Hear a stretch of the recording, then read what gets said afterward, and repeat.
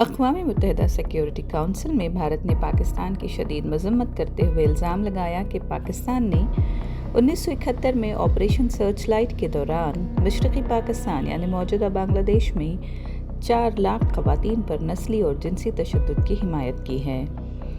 دراصل روس کے زیر صدارت خواتین امن اور سلامتی پر ایک کھلی بحث میں پاکستان نے کشمیری خواتین کے دکھ کا حوالہ دیا، جس کے بعد بھارت کے مستقل نمائندے برائے اقوام متحدہ سفیر پاروتنینی ہریش نے پاکستان کے بیان کو بے بنیاد قرار دیتے ہوئے کہا کہ دنیا اس پروپیگنڈے کو دیکھ رہی ہے۔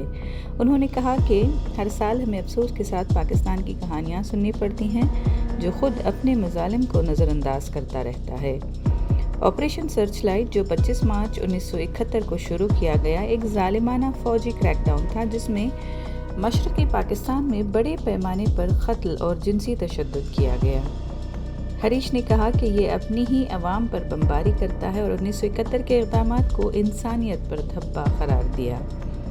ہریش نے یہ بھی یاد دلایا کہ بھارت نے 1960 کی دہائی میں کانگو میں خواتین میڈیکل آفیسرز کی پہلی تعیناتی کی جو خواتین پیس کیپرز میں سے تھیں۔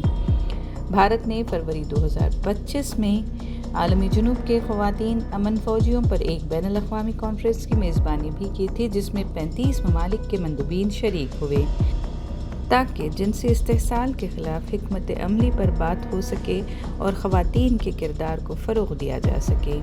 ہریش نے مزید کہا کہ بھارت خواتین کو صرف علامت نہیں بلکہ امن کے حقیقی ایجنٹ سمجھتا ہے۔ President, every year we are unfortunately fated to listen to the delusional tirade of Pakistan against my country, especially on Jammu and Kashmir, the Indian territory they covet. Our pioneering record on women, peace and security agenda is unblemished and unscathed. A country that bombs its own people, conducts systematic genocide, can only attempt to distract the world with misdirection and hyperbole. This is a country that conducted Operation Searchlight in 1971 and sanctioned a systematic campaign of genocidal mass rape of 400,000 women citizens by its own army. The world sees through Pakistan's propaganda. President, as we look ahead, India remains unwavering in its commitment to the women, peace and security agenda.